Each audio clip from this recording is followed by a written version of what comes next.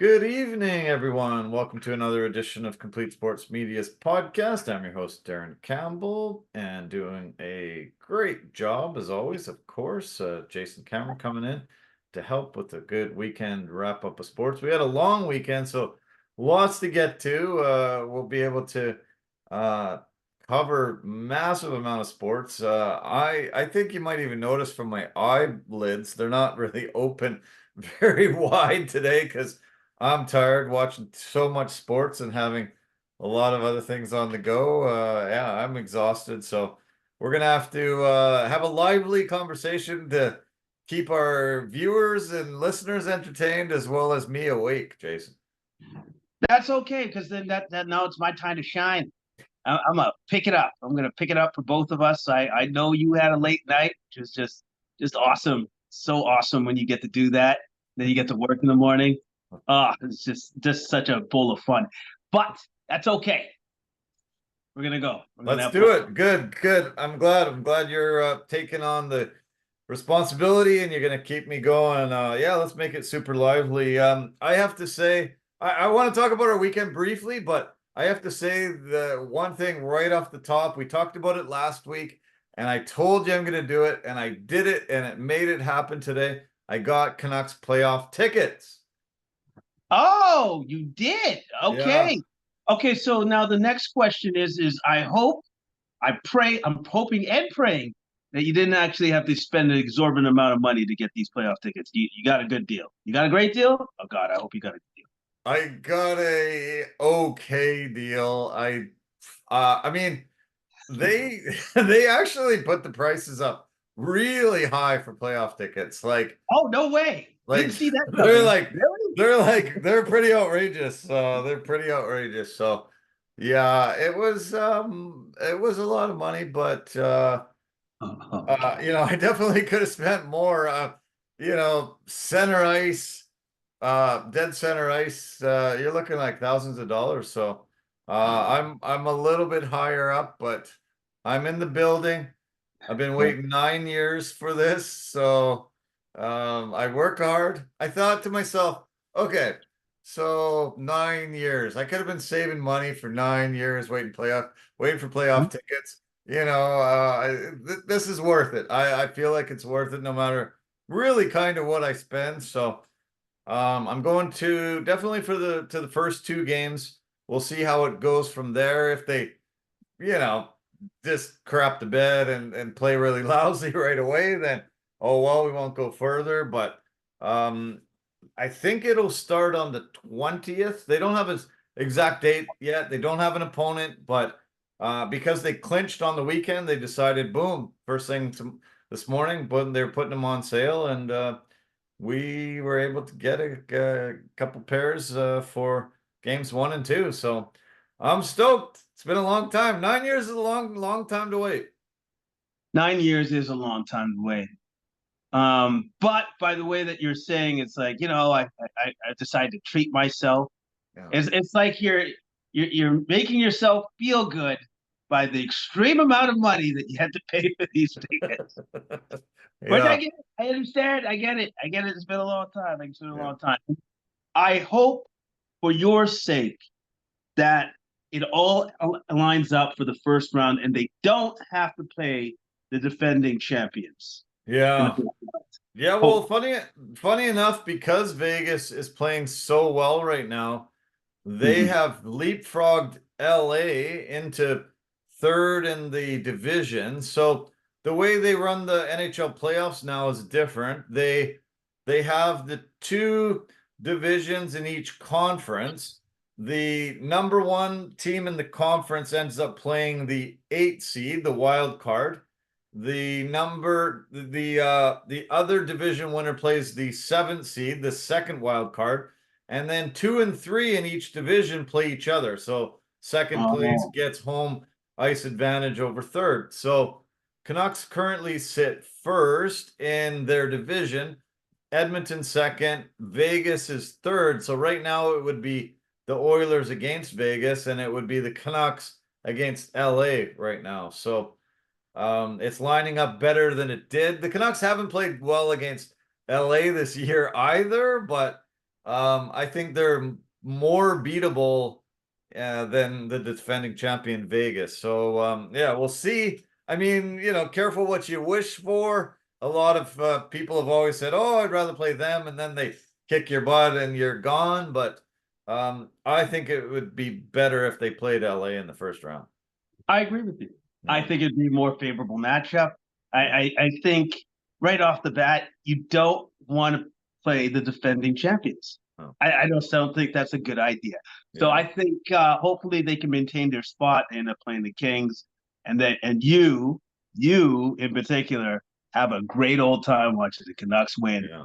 Yeah, every I for can't wait every to game that you yeah, watch. I can't wait to do the podcast after and say how nice it was. It just feels like a really long time ago and I haven't missed many Canucks playoff games in my life, really. I've been to, majority of them since the early 90s anyway and yeah, I just was justifying it to myself, hey, like I work hard, I make good money. It's a lot, but waiting this freaking long. The last time they made the playoffs, they were in the bubble, so they didn't have any home dates. It's been a really, really, really long wait, and I had kind of, in a way, given up on the Canucks for a few years there after the heartbreak that they've you know, uh, hoisted upon us. But I'm really loving this team this year. They're fun to watch. They've been able to deliver almost the entire season long, and yeah, I think this will be fun. The city will get electric. It'll be nice to be there, and we'll see. I can't see myself going to a second and third, and possibly fourth round and stuff because the tickets are just gonna get even that much more money. But it'll be nice to be there first couple games. No, it's going to be great. It's going to be fantastic. You're going to love it. My hope for you is that they perform and Yeah, that they win. yeah, More importantly than anything, that they win, they because win. then you'll definitely be vindicated on the money you spent. It's like, oh Yeah, no, they won. They won. yeah, exactly. Yeah. So yeah, the Canucks actually clinched on Saturday when they weren't even playing. I think it was the Sharks that lost and actually ended up clinching them a playoff spot. They were waiting to clinch. They had lost a couple games in a row and they just weren't able to get to that mark. Saturday, boom, they clinched. Sunday, they ended up playing Anaheim. Anaheim's a terrible team. They were supposed to really kick their butt. They were up 2-0. They had their backup, actually the third string goalie, and from Abbotsford, they called him up, and he started. They kind of left him out to dry, and Anaheim tied it up. Luckily, the Canucks scored late, and Dakota Joshua was the hero. He scored 2 goals and had this incredible between the legs goal where he roofed it between his legs. And he has been hurt for, I'd say, maybe about 6 weeks after a fight that he had. And he's finally come back. And I think you should make him your favorite player. This guy is absolutely phenomenal. Somebody that you should keep your eye on and watch. He's black, and so there's a there's a connection there. And he's just, I think he's been the guy that has really stirred the drink on this team all year and has really catapulted them so much farther. He had a really kind of a crappy camp, and Rick Tocchet called him out on it and sort of made him like, "Hey, man, if you don't smarten up, you could be out of here." And he's had an absolutely amazing year. Really unfortunate that he got hurt in a fight, and but he's back. He looked spectacular that game, and really was the reason why they won. Nice. Now, what line does he play on? Is he on the third line, He Coda? was he was on the third line entirely until he got hurt. They kind of were mixing and matching the lines a little bit on the weekend, and I feel like he was even on a second line at times. So Okay. I think he has the ability to be on a second or third line for sure. Oh, that's cool, man, because Yeah, then that means that we have some depth at the wing position. So yeah, that's fantastic to see. And always great to see a fellow brother just, making his mark in the league and doing well. Yeah, So I yeah. hope he continues to keep doing that, and then the Canucks continue to keep winning. Yeah, let's hope they can keep it up. So their next opponent tomorrow is actually Vegas down in Sin City. So we'll see how they match up against them. Their next opponents after that will be Phoenix on Wednesday, then they play LA Saturday, which will be kind of great. If that is a first round matchup, we'll be able to see how we're gauged against them pretty close to the start of the playoffs. Then the next game is against the Oilers, and that actually could be the deciding factor. Whoever wins that game might be the division winner. Right now, the Canucks are 6 points ahead of the Oilers, but the Oilers have 2 games in hand. So if the Oilers won both those games, they'd only be 2 points back of the Canucks with a few games left. So that 13th, I think, is looming really, really large, and it could determine the division winner. The Canucks it would be really nice to finish first in the division, even first in the conference, be able to play one of those wild cards. If you finish second in the division, you'll still get a home ice advantage, but you'll play a much better team, and it could be a little bit more challenging. So fingers crossed they can keep it together. They can win these games. I was looking, and this is what the Oilers would have to do in their last 10 games. They would have to go 7-2-1, and the Canucks would actually be able to tie them with a record of only 4-3-1 in their 8 games, and that's pretty doable. The Canucks actually hold the tiebreaker advantage if it did finish tied with 5 more regulation wins right now. So the Canucks are in the driver's seat, but the Oilers are coming, and it's a little scary right now to see how close they're becoming, because they haven't been anywhere near this the entire year. Yeah, no, that's a little concerning, but the fact that what you just said there, that they have to finish that strong at 7-2-1, Yeah, that's gonna be tough. that'll be That's tough. gonna be tough for the Yeah, Edmonton Oilers to finish that off like that. So yeah. good to see that the Canucks are still in the driver's seat.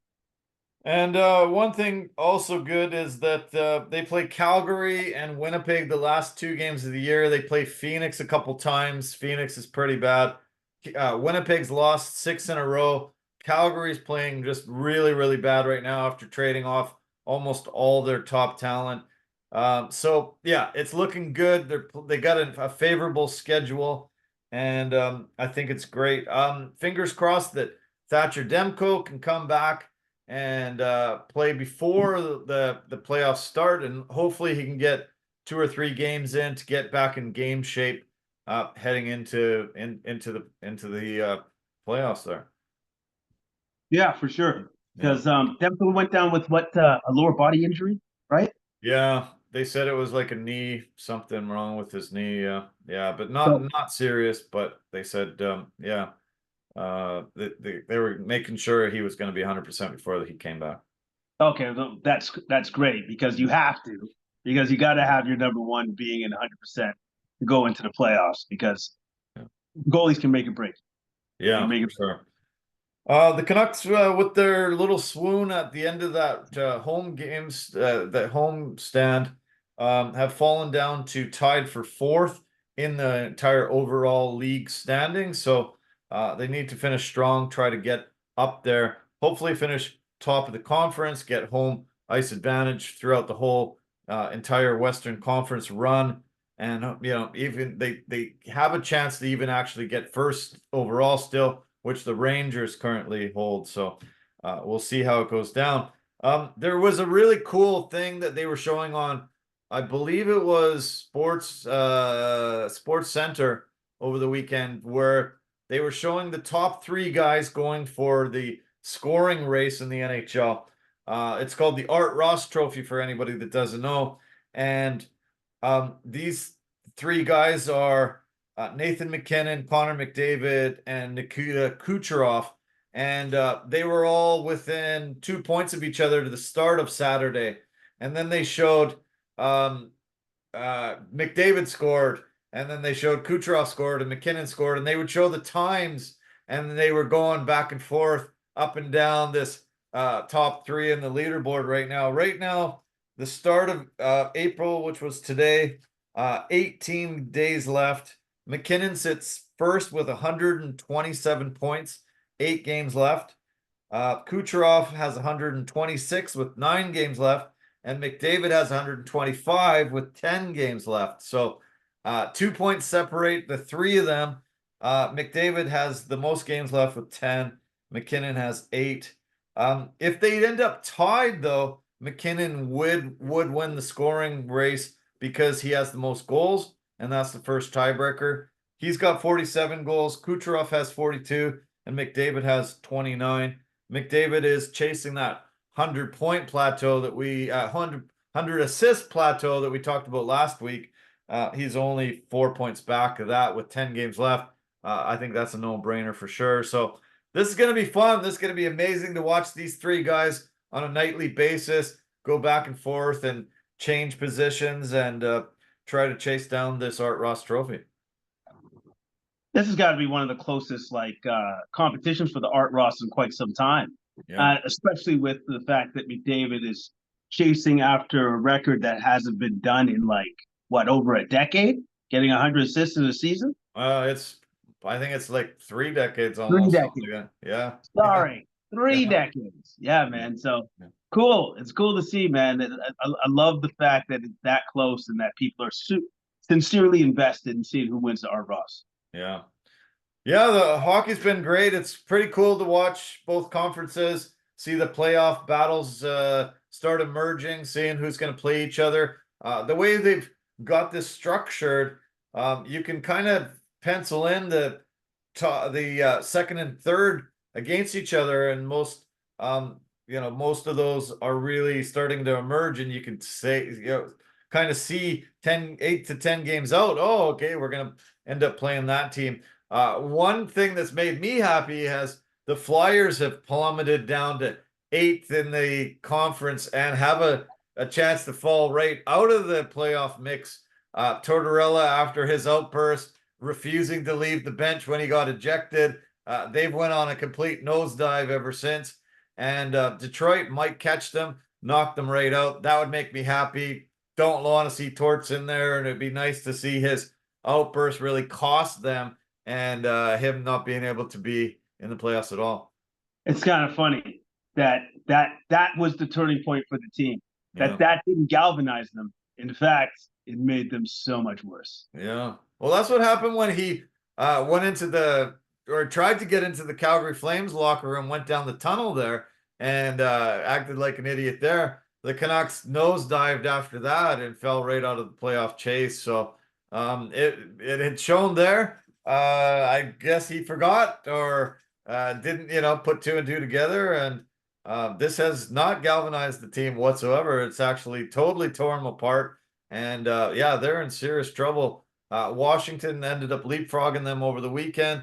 Ovechkin's been scoring pretty good clip, and the Flyers are looking bad. So it's pretty incredible. It's expected though, because that's kind of what he does. Yeah. That's what he does. He's not. I'm sorry. I don't think he's I don't think he's a good coach. No. I never have. No. I just never. Yeah, I hear you. I'm just gonna give a little update here. We've got a couple games on the go. We've got the Jets are beating the Kings right now, 4-3 in third, and the Oilers are up 1-0 on the Blues. Looks like it's also in the third. And any other games? Avalanche are being shut out 4-0. Oh, they did get shut out 4-0 by the Jackets today, so no points for McKinnon, obviously, there. And Rangers got beat, which is nice for the Canucks. Still got a chance. Flyers got beat 4-3 today by the Islanders. And the Penguins beat the Rangers 5-2. And the Kraken are beating the Sharks 3-0. So anyway, can't wait. We've got less than 3 weeks away till the start of the playoffs. I think the Canucks' first home date will be Saturday the 20th. and then they'll probably play the Monday for that second game. So I'll keep you posted as soon as it starts to emerge who they will play, and can't wait to. Already got our jerseys that we won a few months back. Gonna have to, really have a special night that night. Go out for a big dinner and go celebrate. And 9 years. I can't believe it's been 9 years. It does feel like it a lot of times when I really think about it, but it has flown by actually too, because I can remember being there 9 years ago for sure. Yeah, being there 9 years ago, less gray in the hair and stuff, and the Yeah, beard. Yes, it's been a bit. It's been a yeah. while. Okay, got home tonight after work, and I put on the women's NCAA March Madness Elite Eight. It was a rematch tonight of the final from last year. LSU and Iowa played last year, and we remember the battle between Caitlin Clark and Angel Reese, and Angel Reese doing the thing in front of her face and getting in a lot of trouble for it. Clark had done it earlier in the tournament, but this one was so much more eyeballs. There was actually 10 million viewers for that game last year, and LSU ended up pulling out an incredible victory. They combined for 187 points that game. They both shot over 50%. 25 3-pointers were made combined, and LSU ended up winning that game 102-85. LSU was number 3 and Iowa was number 2 going into that. Angel Reese became, huge and famous. And this year it was like, okay, can Iowa and Caitlin Clark with her magical season be able to finally get a chance at redemption, revenge? And they got to play tonight. So I turned it on, got to watch it. Iowa came in ranked number 1. LSU was ranked number 3. Iowa, their record this year was 32-4, and LSU was even better at 31-5. This was an incredible battle between Caitlin Clark and Angel Reese the entire first half. Awesome to watch. Incredible game, and Caitlin Clark ended up pulling it out tonight. They got a 94-87 victory. She had an absolutely amazing game, and I believe she hit something like about 9 or 10 3-pointers. She ended up with 40 points. 41 points. Was able to get the victory and avenge that heartbreaking loss last year. And I'd love to see the viewership this year. 10 million last year. I have a feeling that it's probably quite a bit more this year. It's just great to see that the women's game is just getting all of this publicity, Yeah. and it's just as popular as it's ever been or ever has been. Sure, yeah, definitely by far ever. So Great. really great. Yeah. They're advancing into the final four, and it's gonna be great to watch. I've been very impressed. Love watching Caitlin Clark. She reminds me of Steph Curry, and Steph Curry just makes basketball fun to watch. She's just as like him. She was shooting from the logo, she was shooting from super deep so often, and just wow, it was just she's awesome to watch. I do think I sent you an Instagram post that Ice Cube and Big Three has offered her a multi-million dollar contract to come to the Big Three this summer. And I think she should. I hope she does. I think she would be foolish to pass it up. It's a lot of money. I think $3 million was that the figure? Something like that. Yeah, but here's the thing. Like whoever gets her in the draft or whatever, they have a chance to sign her too for big money as well, right? So not big money. No, not no. big money. No. Oh yeah, that's right, because she'd be on a rookie deal. She'd have to wait until she can get the extra big money. So tough. I have a feeling that she's gonna lean towards going into the league, but I think you can do both, though. I'm pretty sure you can do both. I think you can fit it in before the league starts. now, okay, if she could do both, do you think Adam Silver would even allow it? I could see There him we go. trying to stop it, but you're And but until you actually take the court, are you officially, you know, not able to do whatever you want, like play yeah, wherever you feel like? A lot of women actually play overseas in the off season. A lot of mm, them play in other leagues around the world. That's one of the reasons why um, Brittany Griner ended up getting arrested. She played in Russia, and a yeah, lot of the women, top women, actually play because they don't make enough, yeah. locally over here. So, yeah, I could see Silver not being excited about it, but the difference is crazy. She'll make $74,000 next year on the WNBA contract. Oh man, that is laughable. That is ridiculous. Yeah, It is. You know what? That's part of the problem with the women's game. All right, it's yeah, just the sheer difference in monetary gains, obviously between pros, but it's also there's this huge difference even in the tournament. I saw off Instagram.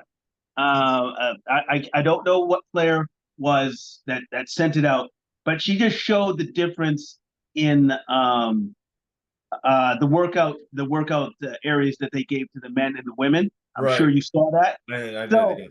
Yeah. they had the weight tree for the women, and then that was it. And then the men had everything, Yeah. like Yeah. everything, squat racks, this, the bed, Yeah. and you're just like, wait, what? You have 8 weights to use between all the teams? Yeah. And do 64. Oh, okay, Yeah. awesome. Like Yeah. it was just, but that's the difference. That's Yeah. that's that's what it is. Yeah. Well, with this newfound popularity that Caitlin Clark's driving, like a lot of the women are driving in the college game, I feel like we're going to get that disparity closer and closer. But Yeah. the top women in the NBA and the WNBA, I think the highest salary you can make is just under 235K.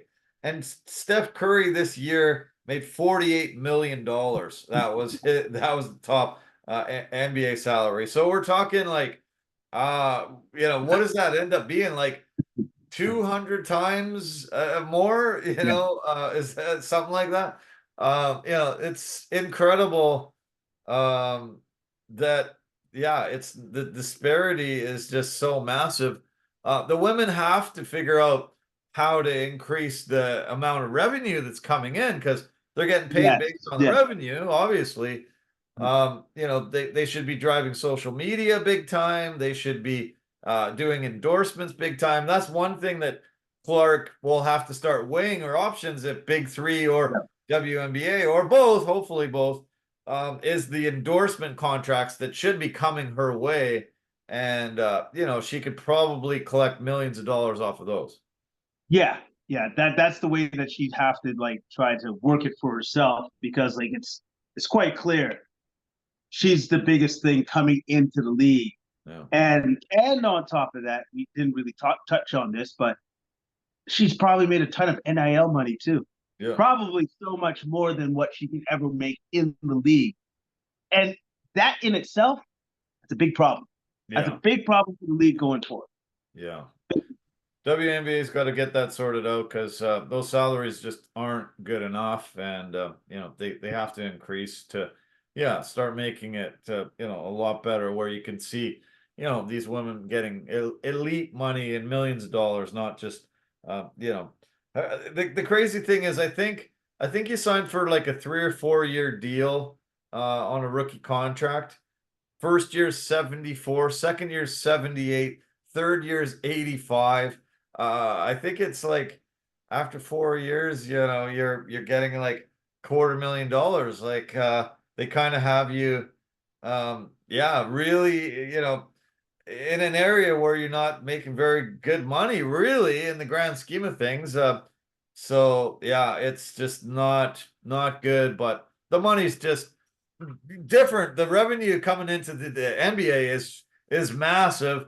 The Yeah. TV deals and everything else. So the women have to work really hard to try to close that gap and make it better. Yeah, they have to work incredibly hard, but at least now there's hope on the horizon Yeah. because with these exciting players coming now into the league, pushing the change of because of their celebrity. Yeah. Totally. Yeah. A lot of women in the social media world make way more money than men do. And so, it's a way you got to get the followers, you got to get the subscribers, you got to get, that kind of influencer type of deal going. And that's where the WNBA should be really targeting, is trying to get the social media aspect. So, their popularity just rises way, way, way above any of them that they're currently at. Their social media following has to be probably priority number one. Yeah, that social media platform it's a good revenue generator, Yeah. and so they need to lock that into the so that it's as effective as it can possibly Yes. Okay. Uh so today was April Fool's Day. It was Easter Monday. It was coming off a long weekend. I had to friggin' wake up super early this morning and go to work after a long, hard, hard weekend. I committed to going to some metal festival, heavy metal festival.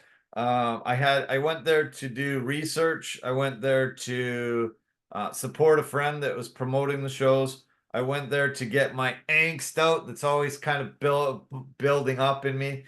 And it was great, but it took away from a lot of aspects of me watching the sports. I wasn't able to watch the UFC until super, super late last night, right into the wee hours of the morning this morning. And I also had to make a decision.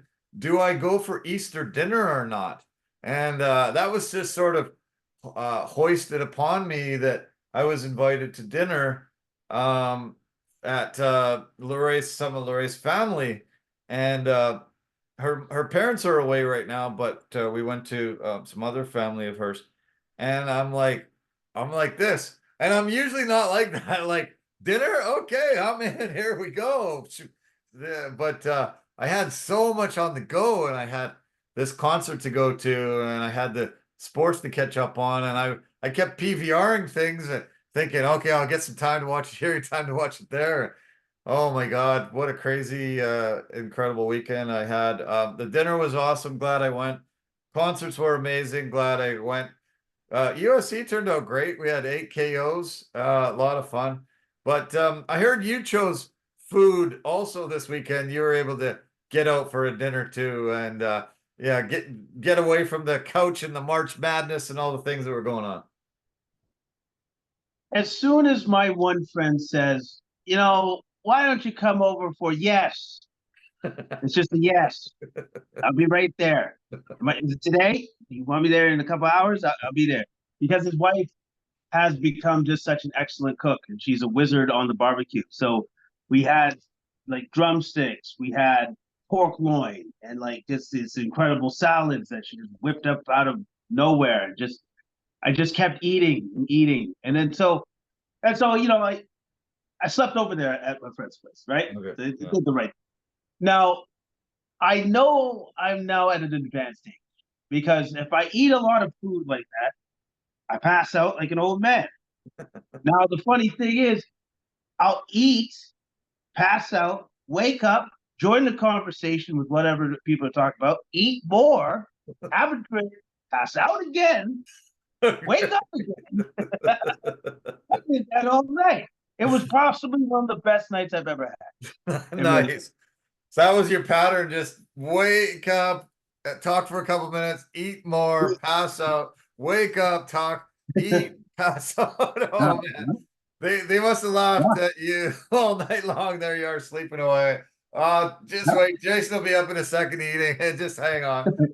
yeah, exactly. No, they had a ball last night. Oh, you back with us? I'm like, yep, for about another half hour, 40 minutes. That's hilarious. Yeah, I feel you. Yeah, I guess maybe it is age because I do the same. I I'm an old man. Eat, fall asleep, wake up, look around, think, yeah, I better eat some more, and then go back. Yeah, crazy.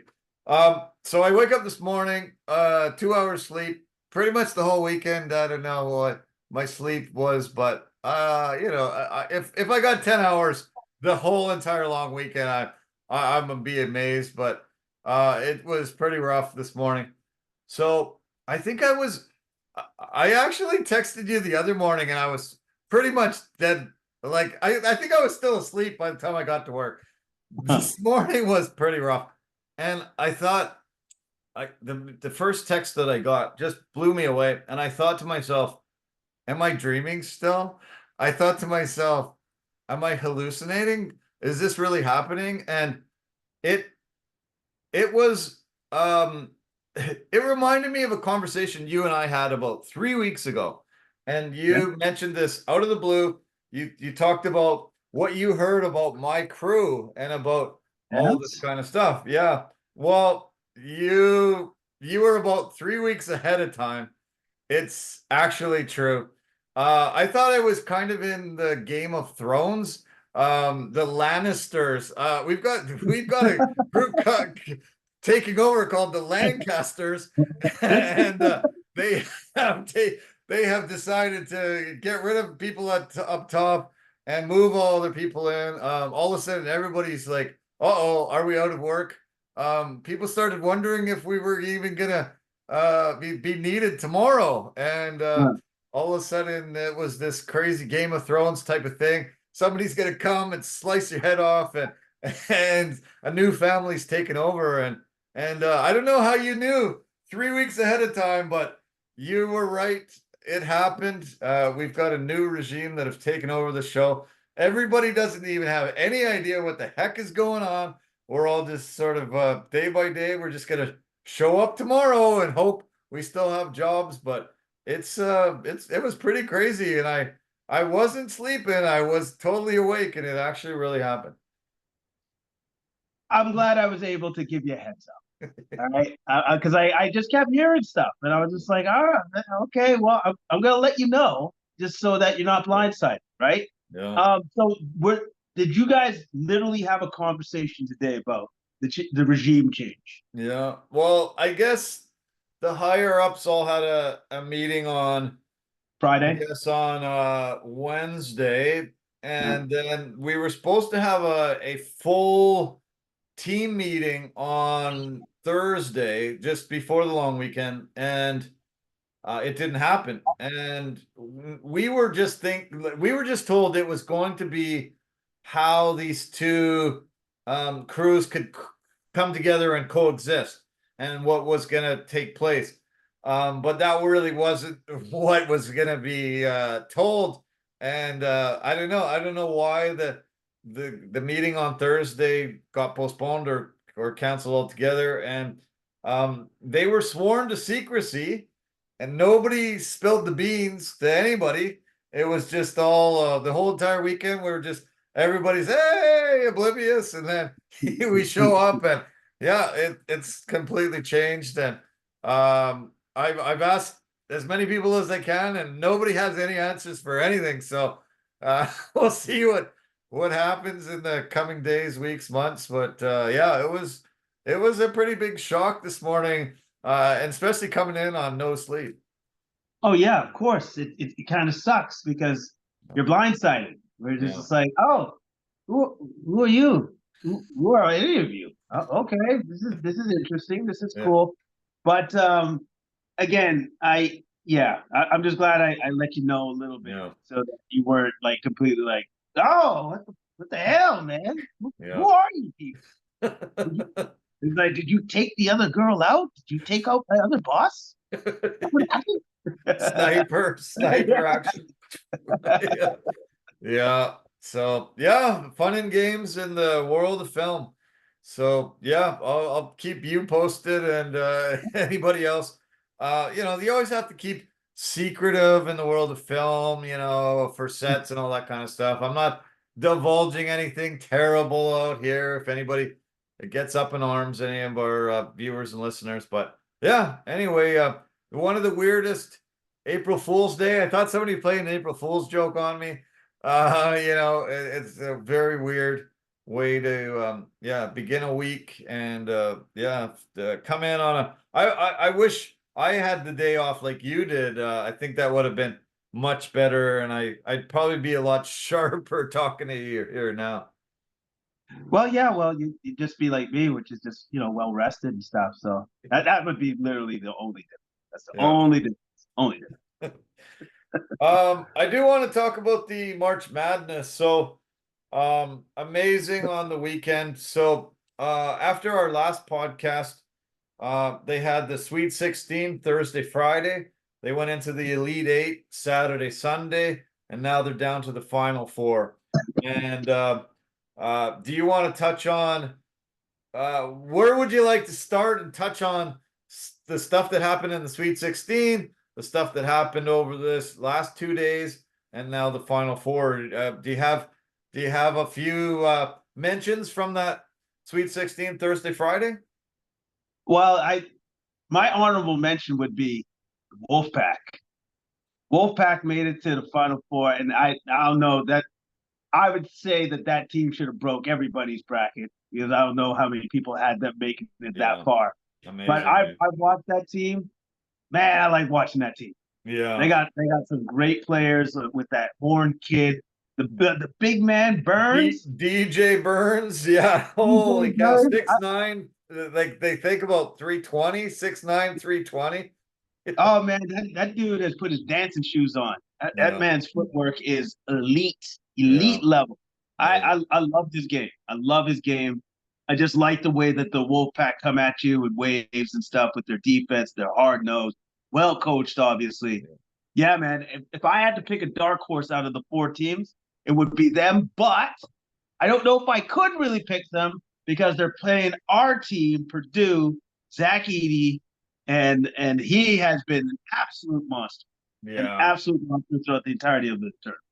Yeah, he man, he played incredible on Sunday. He had an amazing game, and yeah, he's starting to resemble Shaq, and some of the things that he did, to be able to get another 40 points and just be such a presence. He's not awkward at all. He's athletic for 7'4", 300. Got a great touch on his shots. Just such a presence in the paint that it just makes you have to change your whole game plan trying to drive the ball. Yeah, he's been phenomenal, and I look forward to that battle between him and Burns. Though, we're gonna have 600 pounds competing against those two guys in the paint there. Burns has given up, I guess, 7 inches in height, so Right. that's going to be pretty difficult. But for such a massive guy, he's actually pretty athletic as well. No, yeah, man, that's a lot of beef in the paint, and that's going to be awesome to see. But the thing that I'm really impressed by with Edie is just the fact his conditioning is, you can Yeah, tell it is yeah, super on point. yeah, That man is in great condition. If he can just keep that up for the rest of his career, and especially when he gets into the league, unlike a certain someone, Zion, unlike that guy, but if he could just keep that up, like yeah. the world is his oyster, man. Like just him getting into that kind of elite shape, that is everything for a man of that size. The other thing that I've noticed with him too is he's very, very smart. He doesn't take stupid fouls. He's very smart at getting knocked out of games by fouling out. He's always plays a smart game. Tennessee were just sending like guys off the bench, and they were just trying to foul him 2 or 3 times in a row. And then the guy would just go back to the bench, and another guy would come running out, and he would play a couple minutes and have 2 or 3 fouls against him, and then they were trying their best, trying like, what can we do against this guy? What are we going to do? And yeah, he's got smarts as well as so much ability, and that size is just phenomenal. NC State at 11th seed to be able to get this far. Um, I took a trip with my family back in '83 when North Carolina State last made the finals.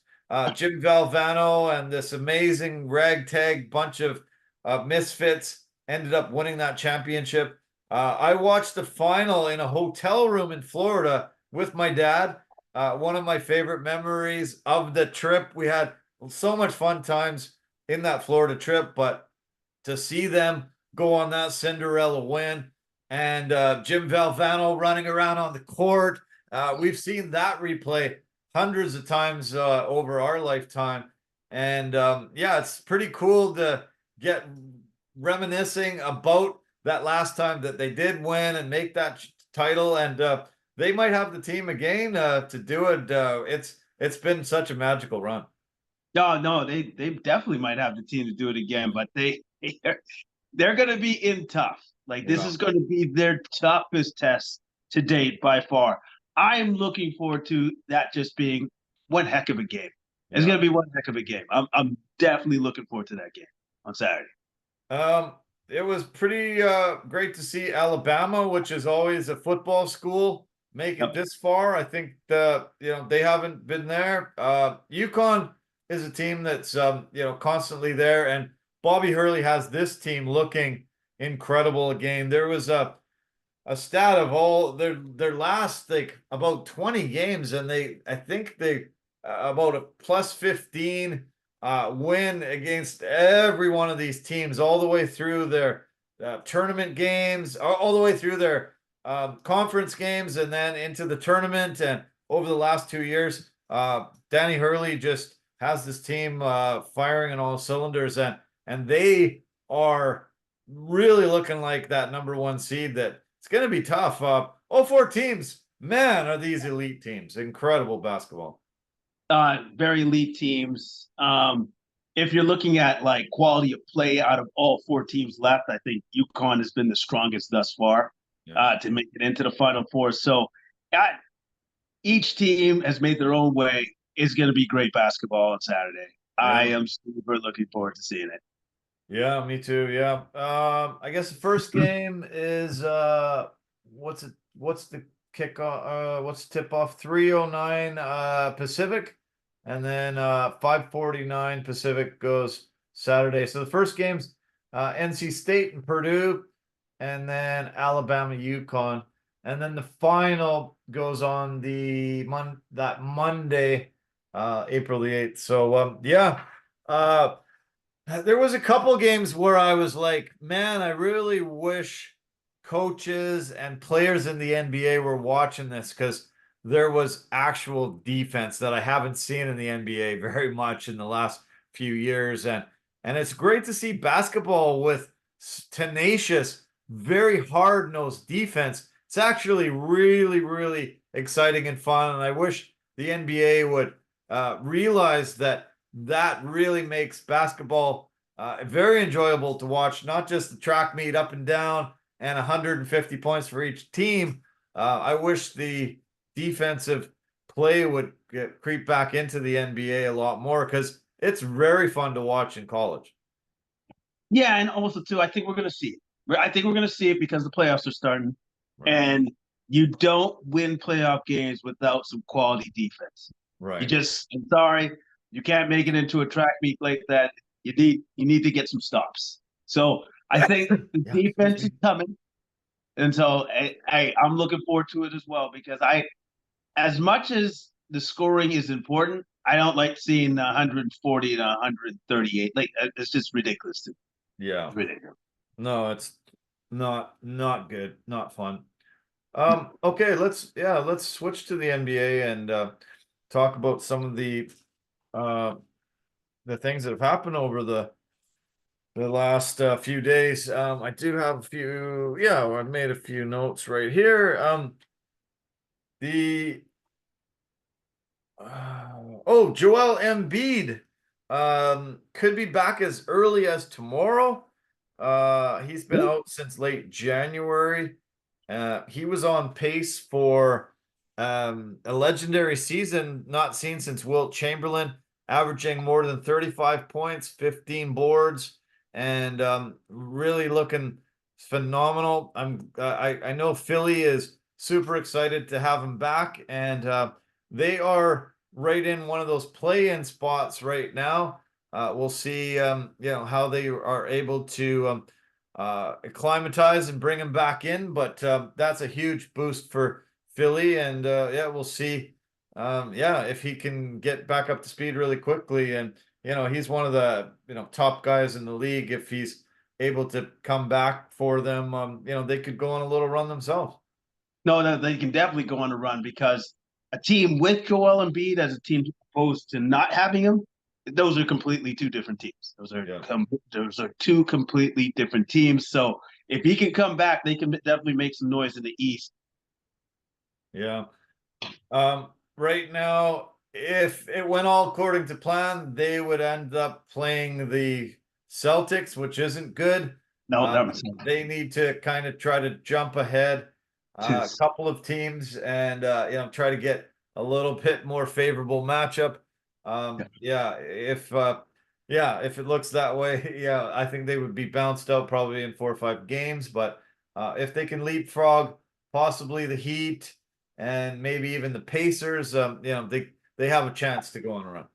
yeah, but they'd have to. Well, Embiid would have to come back, and they'd have to go on a little mini run before the season's over to be Yeah. able to do all of those things. So The New York Knicks had a heartbreaking loss to OKC over the weekend, and they are definitely missing Julius Randle and OG Anunoby. I've been hearing rumors that Randle might be done entire year, and OG has the ability to come back. He did come back after that elbow surgery. He did come back for a couple games, then went back onto the injured list, and they're missing him significantly, and they've lost a couple games in a row. Jalen Brunson just can't do it on his own. I think if he's able to get a couple or at least one of these pieces back, they have an opportunity to go. But if both guys are out, I think they're in big trouble.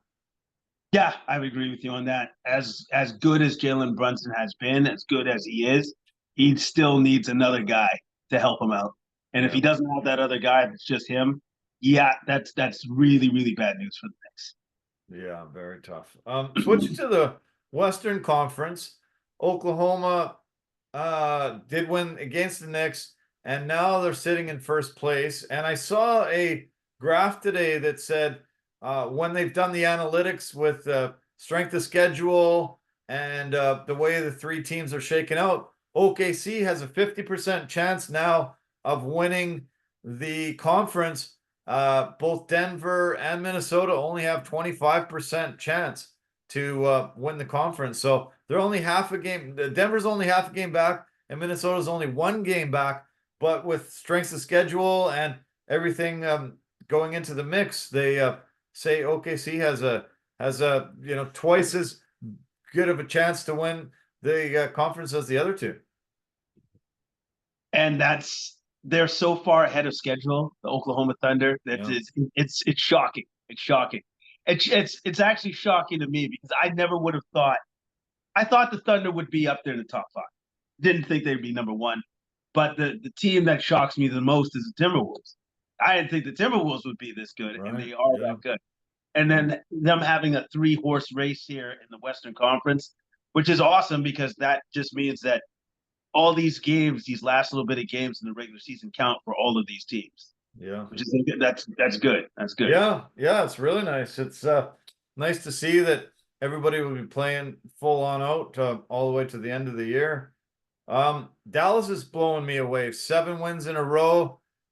They have they after Kyrie arrived there, they started making a lot of strange moves and flamed out, missed the playoffs.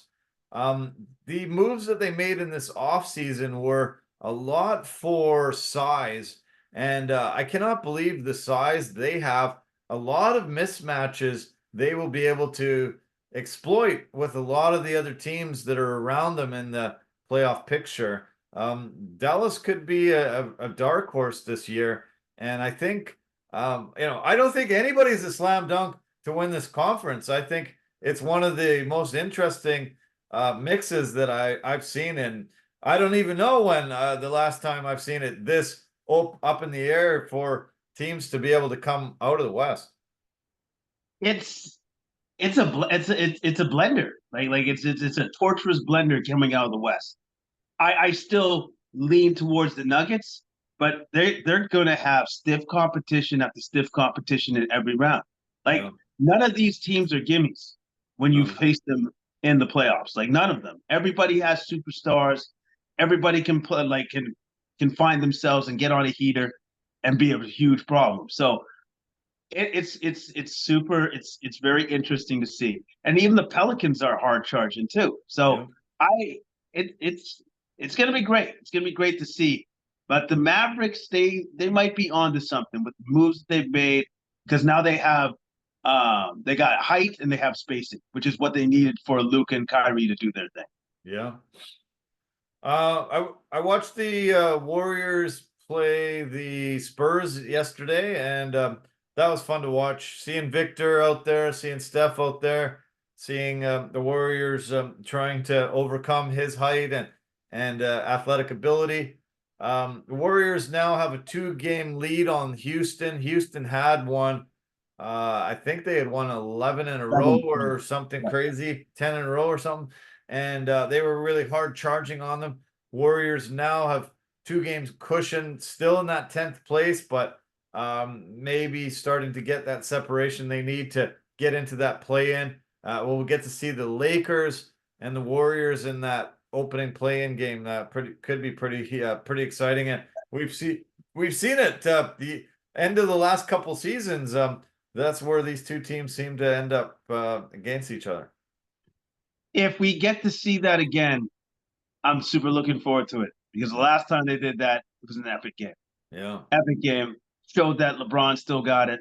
Steph still got it. I hope they're doing it again so that I get to see a game of that caliber. Speaking of LeBron, he got 40 yesterday against Brooklyn. Another fantastic performance. That was his second 40-point game after he turned 39. There's only one other guy to be able to do that. Michael Jordan has 3 such games after the age of 39. People started asking him, how he's feeling. Is he going to play much? And for the first time, he kind of started saying, "Yeah, I'm not going to be around that much longer." All of a sudden, boom, everybody just jumped on that. I mean, 21st season, 39 years old. It shouldn't be news, but man, a lot of people sure seem to make it news today. Oh yeah. What did you think? He was like, you know what? Probably got another 10 years in me. No, man. He's damn near almost 40. Yes. The end is coming. I feel tired. I feel it in my bones and my muscles. It's not the same. He can't keep doing what he's doing because what he's doing right now is unprecedented and amazing. Yeah. But for him to say, "Oh, I probably got at least a good 6, 7 years," no, man, maybe one more year, maybe two. That's Yeah. it. Yeah. And so this is like the end of like unbelievable greatness with longevity behind it, which is you just should all we should be doing right now is applauding the fact that this man has done what he's done. Yeah. I agree. I agree. He has just been absolutely incredible, and just continues on. We just have to tip our hat to him. NBA Players of the Week for the West: Luka Doncic, 4-0 for those Mavs we talked about earlier. He had 32.5 points per game, 11 rebounds, and 9.5 assists, almost a triple-double average. And then for the East, DeJounte Murray. I texted you the other day and said, "Do you know how many shots DeJounte Murray had in his 44-point game the other day?" They were 3-1 on the week. He had 28.3 points, 5.8 rebounds, and 10.3 assists. And now there's rumors that Trae Young might be on the outs now. They might turn to DeJounte instead of Trae and try to get some big assets for Trae Young, sending him packing now that DeJounte is kind of emerging as a guy that they can rely on to score the basketball a lot. I mean, he what didn't shoot well that other night, but he's willing to put up 44 points and said Kobe Bryant would have been proud of me. Yes, of course he's going to say that because if anybody liked to shoot the ball a lot, it was Kobe Bryant. So he just was like, I'm just going to go with that, Kobe. Um, am I surprised that they would probably go with DeJounte over Trey? A little bit, but at the same time, if he can continue to keep doing and producing the way he has, I see why they would do that. But it's still not set in stone yet. No, So no. I think there's still a lot more to see between the two guys because eventually, yes, the organization is going to have to make a decision between two. Yeah. Yeah, well, yeah, it's coming fast and furious. Playoffs can't wait. It's going to be phenomenal. Yeah, it's going to be a phenomenal year this year, and yeah, we are in for some great basketball ahead. I want to actually shift gears back to the NHL for one quick second because I didn't mention the story that came out today that kind of blew my mind, and I was like, okay, what the heck is going on here? The Ottawa Senators are looking for a new coach, and I heard the leading candidate is John Gruden. That don't make no damn sense. What are you talking about? What? Doesn't he? Yeah, Doesn't John coach football? football. Yeah, I never knew there was a John Gruden coach in hockey. He coaches the Toronto Leafs farm team, the Toronto Marlies, right now, and I guess Um, they've decided he's their leading candidate. I had to do a double take. I had to read a lot of details and go, John Gruden. Did they just decide he's great, cool coach? So we'll just fire him in there and he'll figure it out. Like Ted Lasso, but I didn't realize there was a John Gruden head coach in hockey as well.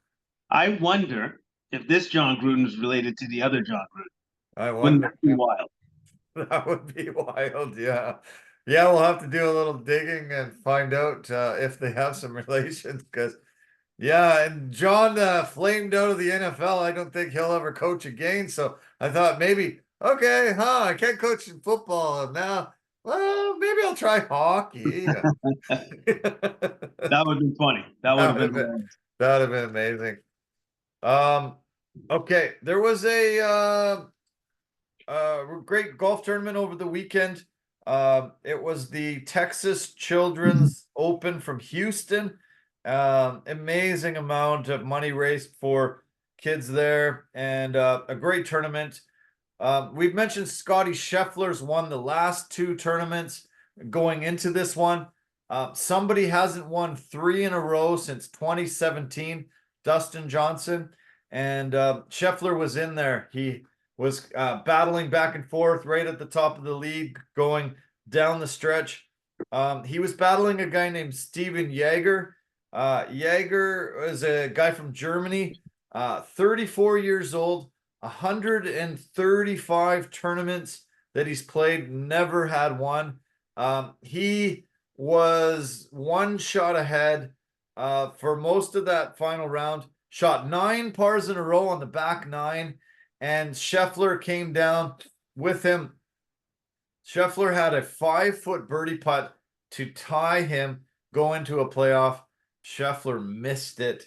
Jaeger won, Ooh. got the victory. I believe that's like the 7th first-time winner this year on the PGA Tour, and I keep saying it all the time. It's unbelievable how all these top guys go to live, and now all these other guys that never won in their entire career getting this opportunity. He didn't collect the most massive check, but 1.6 million, and to get in the winner's circle, get it into all these elite events and some of the majors and stuff like that, life changing for a guy that's been toiling for this many years and finally got the victory. Scheffler said, "Okay, I guess I'll give you a chance," and shanked the last putt, and so this guy got his win. He was emotional. It was great to see. He just had a little baby, and really good for this guy, and it was fun to see. That is awesome because it's like it's probably his wife is just like, man, we're gonna need some money for this little baby. It's like, don't worry, honey, I got it. I got He it. did, yeah. Yeah, pretty cool. Very awesome. They we had some Canadians in there. Mackenzie Hughes was the top Canadian. He was tied for 14th. He cashed a check for 166,000. And then we had Ben Silverman and Taylor Pendrith, both tied for 36, and they got a check for about 40K. They're staying in the state of Texas for this week's tournament. This is in San Antonio. It's called the Valero Texas Open, and the purse is almost 10 million bucks. The defending champion is Canadian Corey Connors, who won last year, also cashing a check for 1.6 million, beating Sam Stevens, Sam Ryder, and Matt Kuchar down the stretch there. So that'll be fun to watch. Yeah, huge crowds for the Texas swing, and yeah, it should be another great tournament. I don't know. I don't believe Scheffler's in there for the fourth week in a row, but yeah, we'll probably see another guy emerge, win his first tournament. It seems like quite the trend this year already.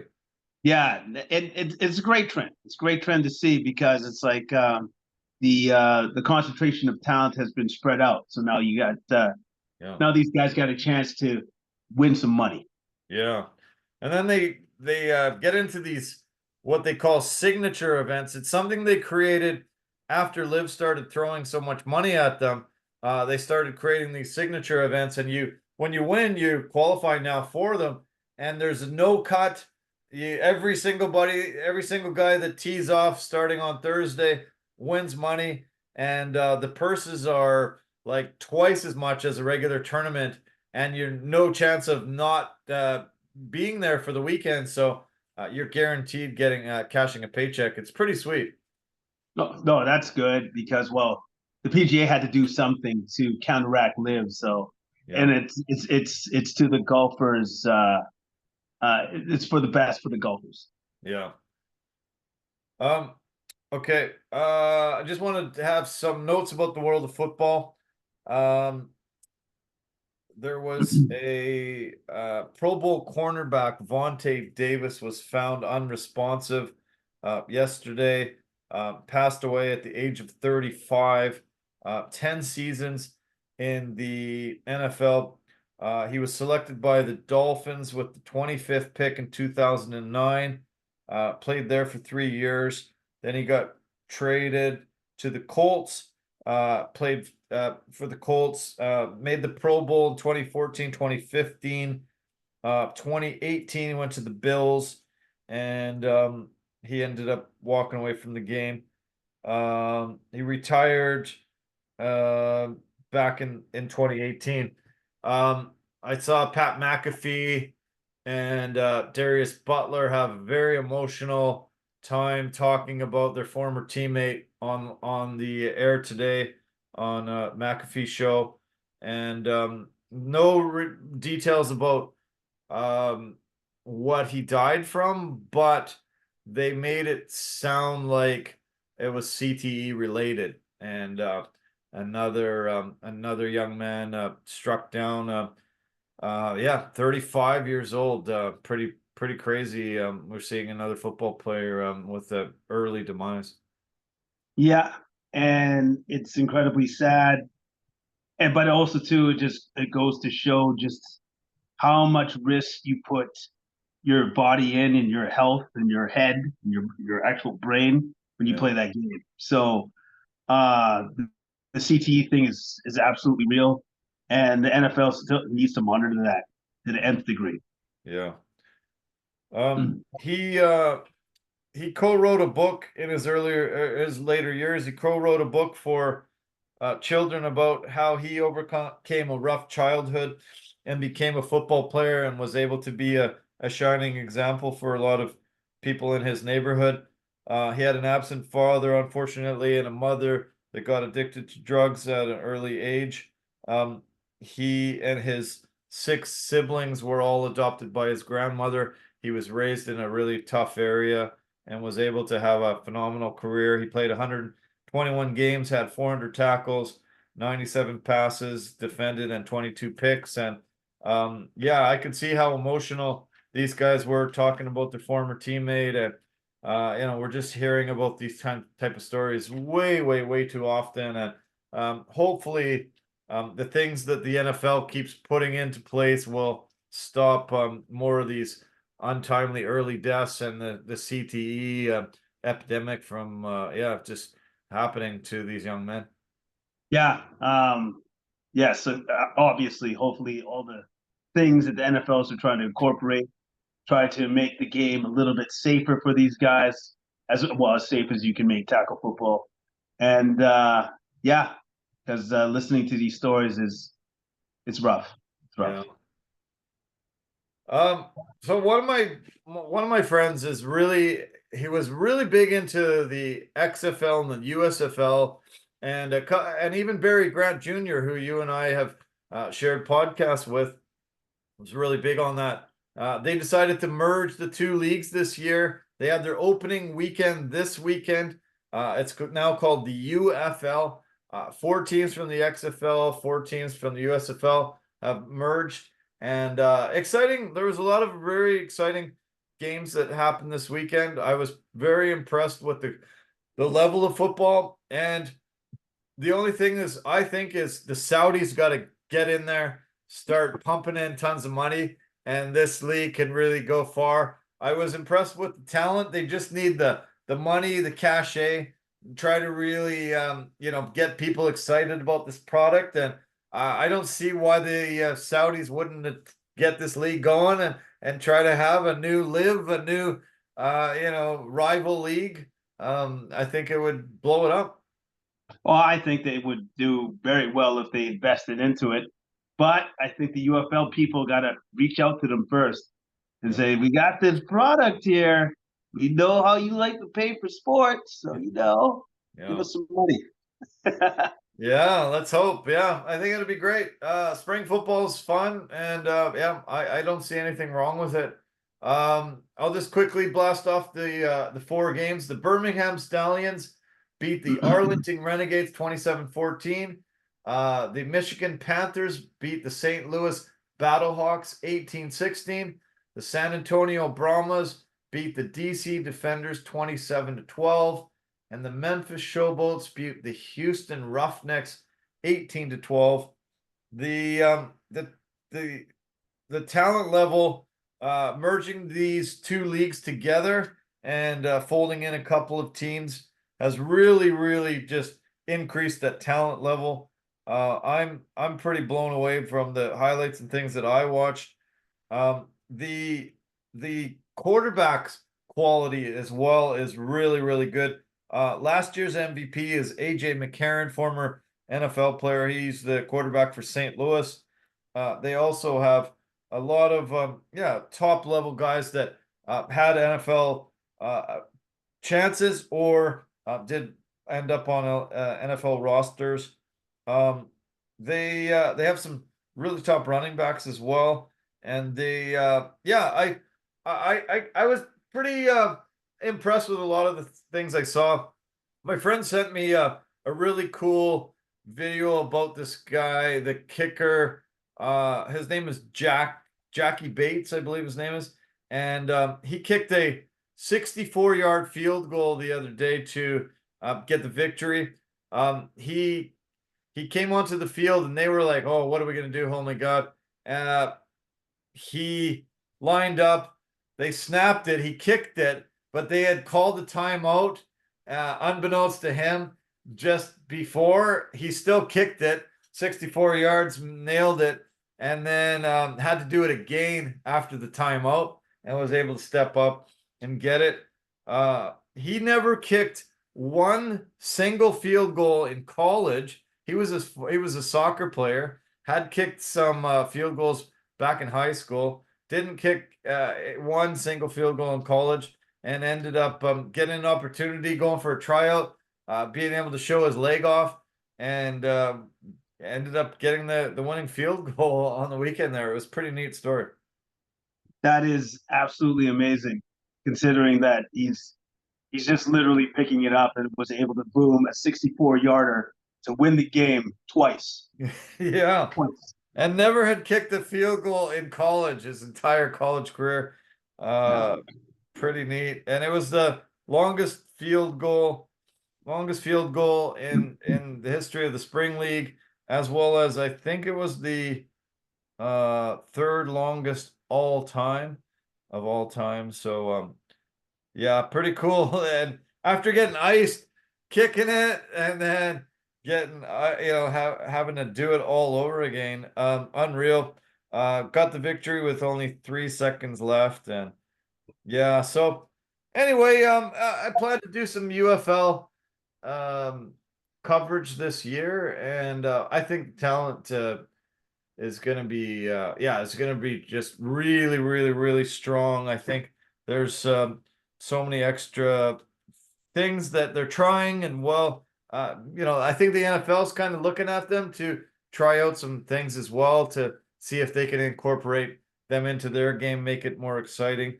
um, they're not going to have extra point kicks, and uh I'm gonna have to try to figure out the overtime rules a little bit better. They,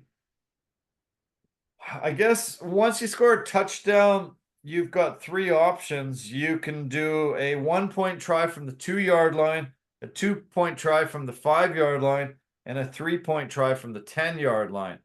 So, kind of interesting that they're going to, just not rely on these kickers to kick extra points. They're going to give you that ability to get 1, 2, or 3 points by running another play.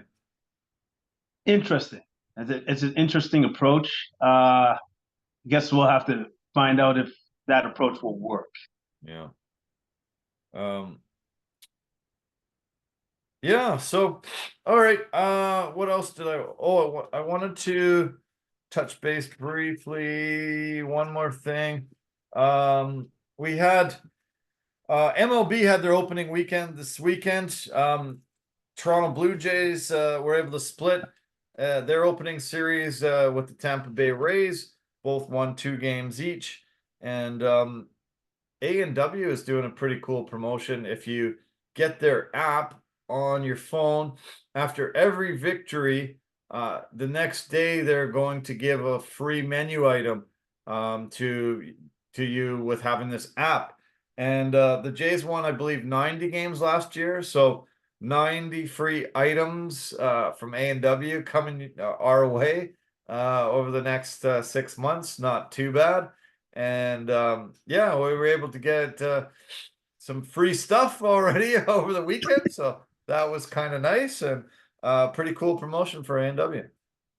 Very cool. But is it limited to a certain amount on the menu, or you can get whatever you want? Yeah, Whatever you they give you about 5 options: a free buddy burger, a free set of fries, a free this, a free something. They give you about 4 options each time, I guess, and so it was neat, and we thought, oh, we'll try it out after their first win, and sure enough, we just ordered on the app. Went there, it was sitting on the counter, boom, ready for us to take it away. That's pretty cool. That's Yeah. pretty cool because free food is always, it's always great to have free food. It's Yeah, always good. Free food. totally. I've always been a massive Yankees fan. Love the Jays too, which is hard because they're in the same division, but always been a massive Yankees fan. Juan Soto came over to the Yankees in the offseason for huge money, and he's been able to really just electrify the team.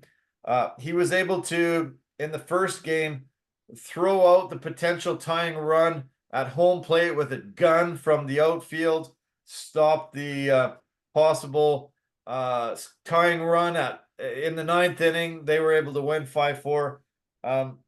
Game 2, he was able to get a bases loaded walk in the last inning to end up getting the winning run across. Hit a go-ahead home run in game 3, and then knocked in the winning run in game 4. So first 4 games contributing to all 4 victories, and all of a sudden a huge fan favorite immediately. And this guy's got a great personality. I think he's just fitting in super well there, and already, yeah, just wow.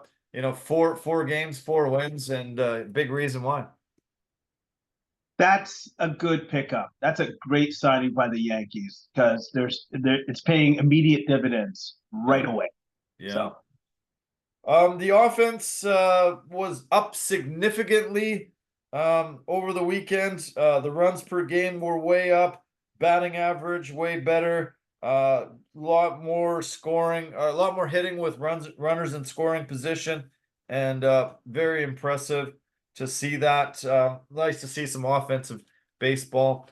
Um, some of the pitchers that came out and pitched incredibly well, highlighted by the Orioles' Cole Burns, 11 strikeouts in his first game in only 6 innings, and he only allowed 1 hit in the entire game. That was a Mike Trout home run.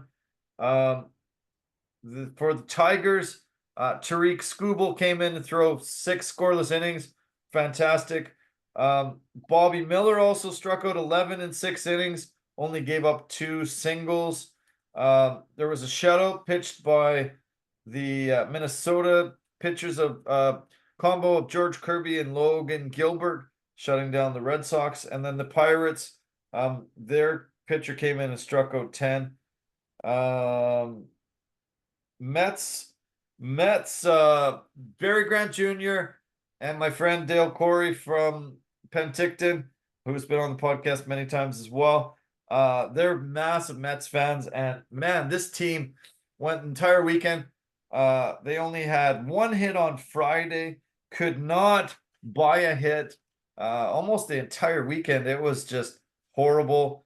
Their worst start, I think they say this is their worst start in history, maybe. Absolutely brutal.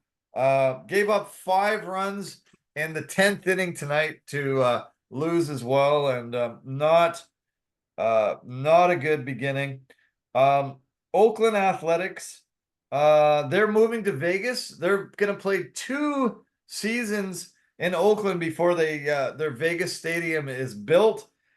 They had 3,000, just over 3,000 fans for their second game of the season. 3,000 fans in a ballpark that can seat about 40.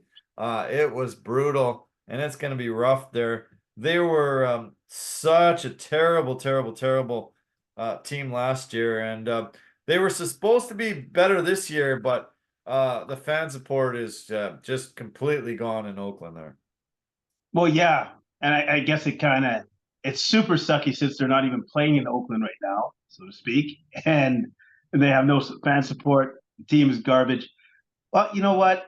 Hopefully, they'll get better in a couple of years, but it looks like they're gonna have a couple rough years. Yeah, Oh.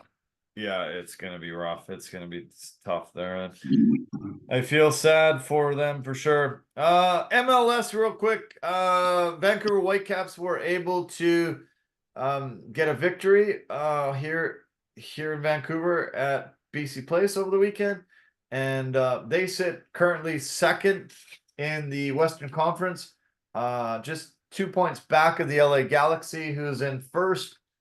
Real Salt Lake, Minnesota, and Houston all have 10 points, but the Vancouver has the second place in the division in the conference, and looking pretty great. And then the Eastern Conference, Cincinnati sits on top, and right behind is Inter Miami, Columbus, and the New York Red Bulls, all tied 1 point back of them. Toronto sits in fourth place in the conference. Messi was in the news again today, saying that he does not think that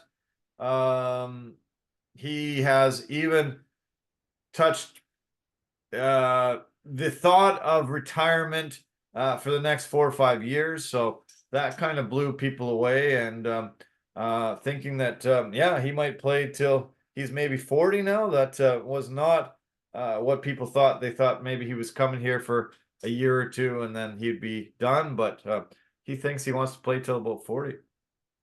Well, that's great. That's fantastic news because I think people want to see more of Messi until like, up Yeah. until the point where he does retire. So if more people could see that dude do his like wizardry on the pitch, it's better. It's a lot Yeah, better. a lot better. Okay, why don't we break down the UFC? We had UFC Fight Night 239. We had this one from Atlantic City in New Jersey. And back in the day, when the UFC were bought by the Fertitas and they appointed Dana White to be the head there, the UFC was sanctioned in one state, the state of New Jersey, and they would try to hold a lot of events there. And yeah, they are able to still go back and have big events. Nice in close proximity to New York, to Philadelphia, to many of the major cities where a lot of the fighters come from. Great to see them back in Atlantic City, and it turned out to be a good card. It wasn't stacked when you looked at it on paper, but we ended up with 8 knockouts, a lot of interesting fights, and pretty good card all in all. Yeah, it was. It was a very good card. There was a lot of knockouts. There was a couple of late knockouts too. It took a Yeah. while for them to get it, but it was a good card. I did enjoy it. I didn't love the main event. Nope. 2 weeks in a row, we've got female main event. I talked about last week. Just didn't see Killer Instinct in this. This week it was different. I just thought it was kind of a mismatch, sort of mostly size wise, and I just couldn't believe that these two girls actually weighed in at the same amount on Friday. Bureau was noticeably bigger. Yeah. Like she was way bigger than Blanchfield. Yeah. And you could tell that her athleticism and her strength was the deciding factor in this fight. Yeah. Blanchfield was game. She Yeah. tried whatever she could to try to win that fight, but it wasn't happening. No. It wasn't happening, man. I couldn't believe the outcry of people saying that, she's terrible and she doesn't deserve to have this type of level of competition and stuff like that. And I'm like, she's 24 years old, guys. Like, she's 24. Like, give me a freaking break. Like, you're trying to retire her already. And she's a very talented fighter that has a lot of good years ahead of her. And she's been able to rise up the ranks this high already. It's very impressive. There are levels to this game, and Furio right now is definitely heads and shoulders above her. I thought that Blanchfield should have changed her game plan. She didn't seem to change her game plan and just kept trying and trying and trying and trying and not being able to secure it. I didn't like that aspect of it, but yeah, to me, it was a mismatch. It showed on the scorecards, and when you watched it, it didn't seem like Blanchfield was just able to get anything really going, and Furio, with her athleticism, like you say, was able to just dominate this performance. Yeah, like even when Blanchfield was able to get her down to the mat, Bureau was able to reverse it or stand back up right away. Right on. And whenever it was in the standing, when they were standing, they were striking. Bureau kept the striking at the distance she wanted. Right. For the majority of the fight. So it was Blanchfield was game. She tried a couple things. She probably should have tried a couple other things, but at the end of the day, Bureau was the better fighter. Yeah. So I guess what Furio has to do is just wait for the outcome between Alexa Grasso and Valentin Shevchenko, and just sit on the sidelines, try to rest and wait. I guess that would be my plan of attack for her. What do you think?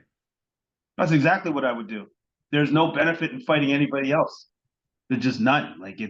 why would you do that unless one of those ladies in this rematch gets injured and they can't fight? Other than that, Yeah. no, you just wait for your shot. Yeah, I guess be the backup fighter if they ask for that, and Yeah. yeah, just wait for your shot. There it is. Why fight somebody else and run the risk of losing or getting injured? Yeah, I think just wait. So we've got our next contender once those two ladies sorted out there.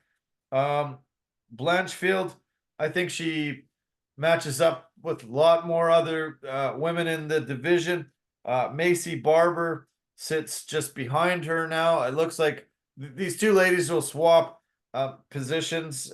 Blanchard was number 2, Furio was 3. They'll swap. Macy Barber's right behind at 4, and Jessica Andrade sits at 5. So I could see Blanchfield, once she heals up, fighting one of them too. Yeah, I can see that too. That's what makes sense. Yeah, because like this matchup against Furo, sometimes as fighters just have bad matchups. That's a bad matchup for her. Yeah, it was. Okay. The only other thing I thought was when Rose Namajunas went into this division and fought Furio and lost. I think a lot of people just just threw a lot of shade and negative comments on Rose. Does this sort of show that Furio really is that elite? After this performance as well. Yeah, I think so. You know what? I kind of thought she was elite in the first place, even when she did fight Rose. That's what I thought. But anyways, yes, for other fans, it should be shown now that Furio is that good. She does have the goods and the skills to be exactly where she is in the rankings. Yeah. Okay, why don't we talk about the co-main event?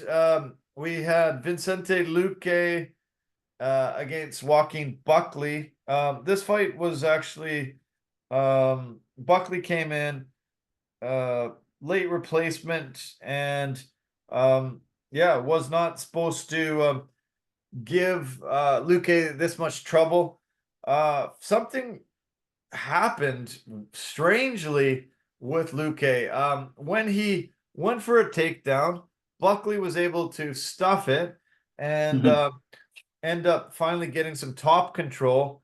And it just seemed like Luque almost just gave up. It just didn't seem like he was trying to transition, trying to get up, trying to move.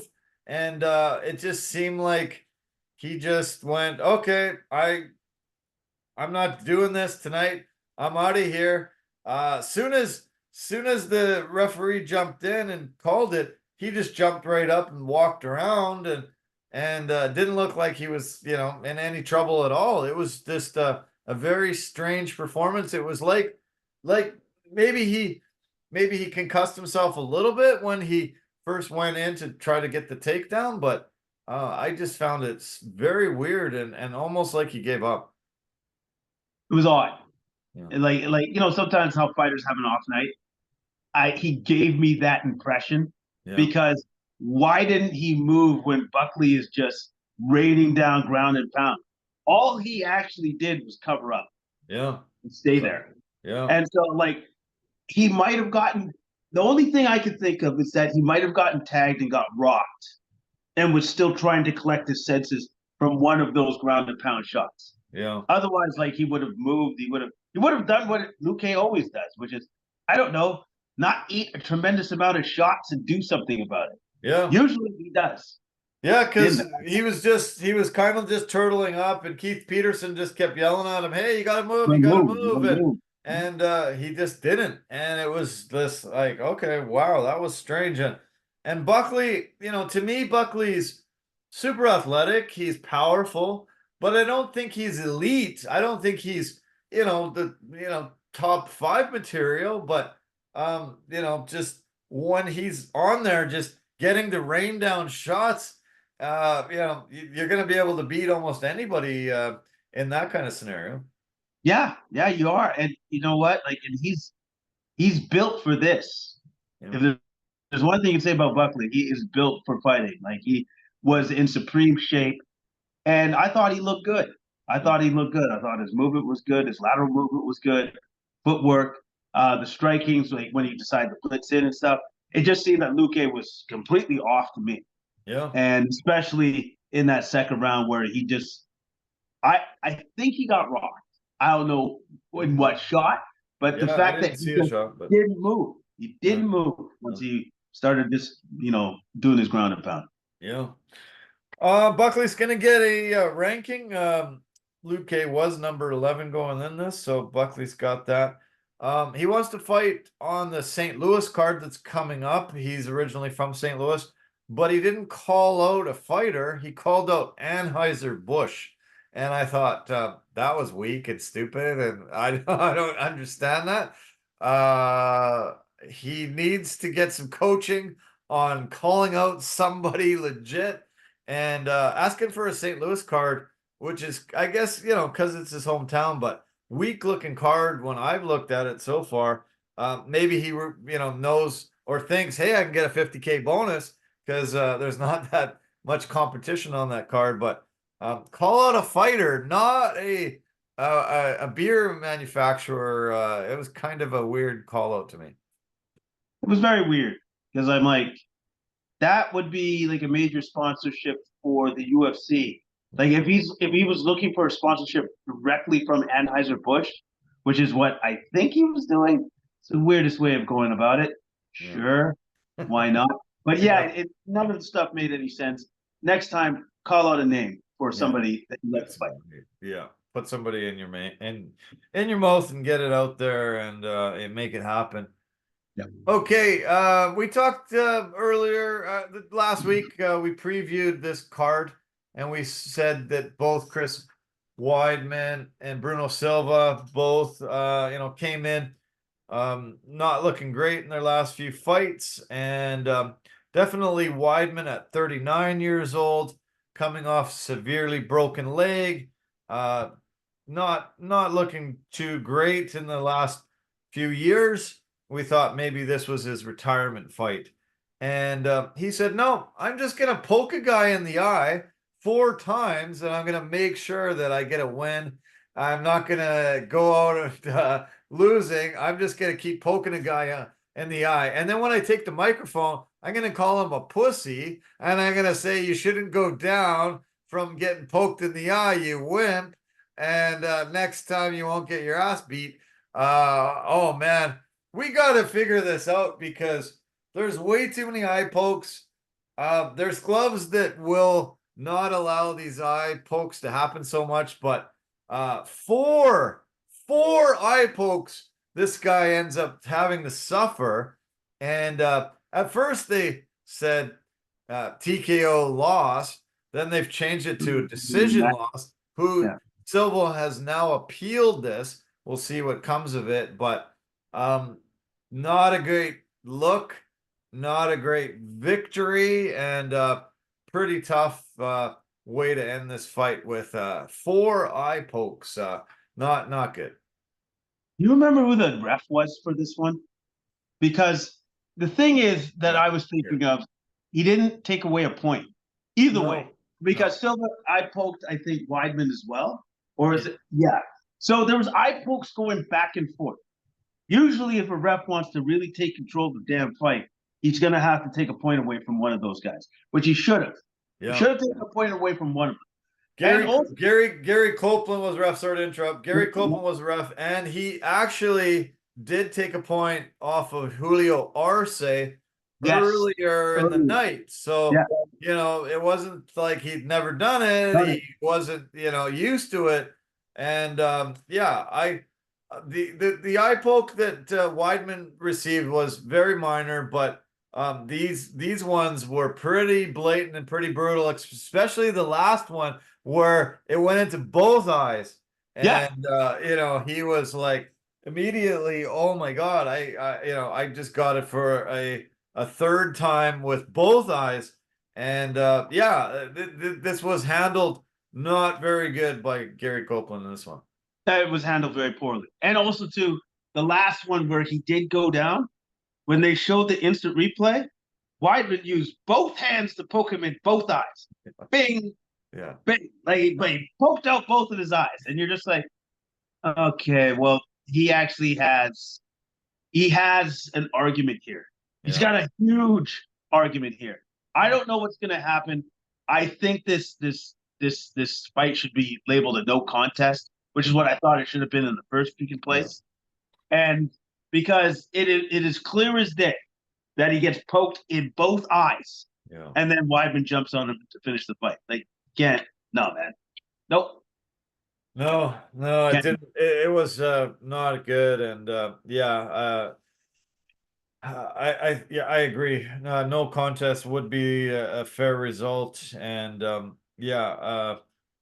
you can't even imagine the pain that you feel when you get poked in the eye, and to have it happen again and again and again. I feel sorry for Silva, and he wasn't treated properly there. And Copeland, yeah, should have taken some points, should have stopped it, should have given them that time to recover, should have immediately stopped it.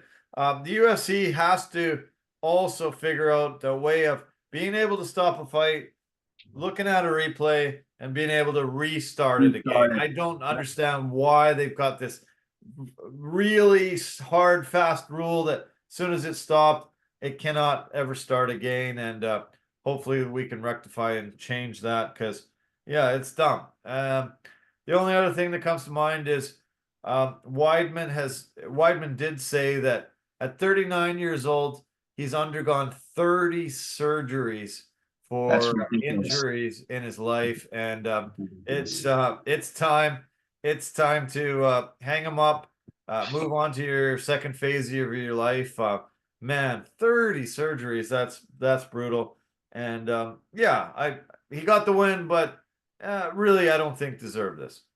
Yeah, I did appreciate seeing him being able to get in there and mix it up and throw the leg kicks as much as he Yeah, did, but leg with the kicks were broken good. leg. So Yeah, yeah, like yeah. he was on that. So that was encouraging to see. But as much as he wanted the win, do you really want to win like that? Yeah, yeah. Yeah. Okay. Okay, the fight that happened right before this also had an eye poke that Yep. ended up rendering Sarike Dumas unable to continue. Rublev was able to jump on Ruzi Boyev, I believe is his Ruzy name. Boyev. Yeah, Yeah, Ruzy Ruzi Boyev. Boyev was able to jump on him and finish it off. That's yeah, it was another eye poke. Uh, Fell down, protested. Unfortunately, the ref didn't see it. Vitor Ribeiro is the ref. Didn't see it. Once he hit the ground, Ruzaboyev was able to come in and do some ground and pound and finish it off. And yeah, I really think the UFC has to immediately change the gloves. They have to be different. They have to be more curved so that these eye pokes aren't happening so much. It's rampant. It's ruining guys' eyesight, careers. It's stopping fights prematurely, and it's a situation that's desperately needs to change. And it's weird how it all happened on this card. Because like you could say that these last two fights that we're talking about, these guys were rewarded wins when they shouldn't have been. Yeah. They were unfairly rewarded with wins when they actually got the wins through eye pokes. That should never happen. No. Never happen. Ruzaboyev ended up calling out Gerald Mearshart. We'll see if that ends up taking place and happening here. Okay. Now what do we got? Oh, we got Kyle Nelson, the monster Canadian, was able to get a really great victory over Bill Algeo. Love this fight a lot. Nice to see the monster really get at him. Landed some really big shots and just started wobbling Algeo around. I thought it was an early stoppage, and this was Gary Copeland as well.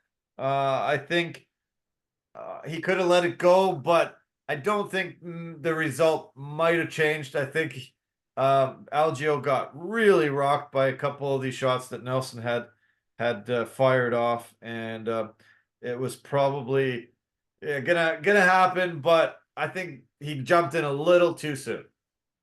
A little too soon, but I wasn't. Yeah, the stoppage was fine for me, to be honest with you, because I didn't think Algio had any chance of coming back in that fight. I think all he was going to do was just eat more shots until he crumpled, and Right. then eat more shots. So I was okay with the stoppage, especially when they showed the instant replay and you saw that Nelson connected right, perfect shot to the temple, Yeah. affected his equilibrium. That's when Algio went like he started short circuit, and yeah, so I was cool with it. I was actually more impressed that his wife came with their newborn baby of 10 days to watch the fight. Like Yeah. I didn't know babies could fly at that when they're that young, but okay, I guess they can. Yeah. Cool. Came down from Ontario and there to see his dad. He called out Nate Landwehr, who we're going to talk about soon. That Asked guy. for a fight with him in the summer, and man, I hope that happens. Those two guys will put on a hell of an entertaining show. Yeah, because Landwehr's he's your guy. I remembered you're just a firm fan of Landwehr. You're just like, I love that guy. I love him so much. Yeah, right. But no. It'd be great if they made that fight because then you'd be like, I hope Nelson destroys him. Yeah, yeah. Got to see Nelson here in Vancouver get a nice big victory. Really on a good run here, and good to see him get a good win. Nice to see the Canadian victorious. The fight that kicked off the main card was Chidi Njokuani against Reese McKee. This was a good battle, decision victory, and the weird thing was this was a split decision. Reese McKee ended up getting 30-27. one of the referees thought Yeah. 30-27 for him. And I was like, who the hell is the guy? I actually stopped it, played it again, stopped it, tried to listen to what Buffer was saying. I could not understand who the referee was that he was trying to say the name of. How I don't know what he was watching. I don't know why he did that. It took them a while once Buffer came out of the cage and started trying to collect the cards. I think he was like, well, "Are you kidding me? Are you sure? Is this for Probably. the right guy? Is this the blue corner? That's the red corner." Like, because that was weird. But I'm glad that Njokuani did get the victory anyway. He deserved it. Shouldn't have been a split decision though.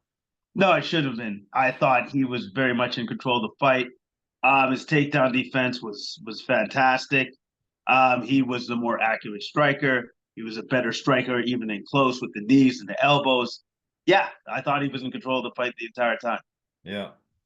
Yeah, I thought he was yeah, he looked on point. He was super accurate. I at one point it was like I think he had landed like 95% of his shots that he had thrown out there. Like it was unreal. He just looked really good, and yeah, just everything, landing elbows, getting takedowns, just yeah, leg kicks looked great, and yeah, I thought an awesome performance, and I don't know what the other judge saw, but yeah, luckily there was three judges and two saw it properly. Okay, now we are to Nate the Train Landwehr. This was a feature fight on the preliminary card. Jamal Pretty Boy Emmers looked good early in this one. He was able to get an early knockdown, had Nate in some trouble, was able to start really working at Nate, cut him a few times, and was Nate was leaking. And then all of a sudden, you see that change that happens in Nate Land where I've seen it many a time. He needs to get rocked before he actually just starts to fight. He started utilizing that dirty boxing, the clinch, Yeah. and landing some uppercuts. And he started getting some really severe uppercuts.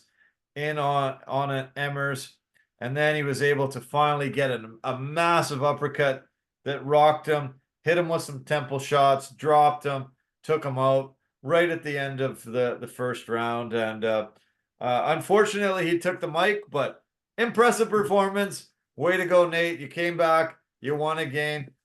Fourth straight performance bonus, 50K extra for your last 4 wins. And yeah, nice comeback victory. Oh, it was a big time comeback victory because Emmers had him in a lot of trouble. But Nate weathered the storm, and Emmers seemed to fade a bit Yeah. in the first. Like it just all of a sudden he was just beginning to fade. I think Nate noticed that and jumped all over it, and then was able to utilize that dirty boxing to his advantage. Yeah. Hurt Emmers eventually, and was able to get the win. Yeah. It was yeah, it was impressive performance. Yeah, not a fan.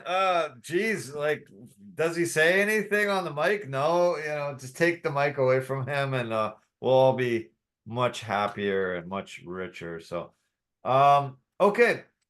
This was a women's strawweight fight between the Vancouver native Lupi Godinez against Verna Jandiroba.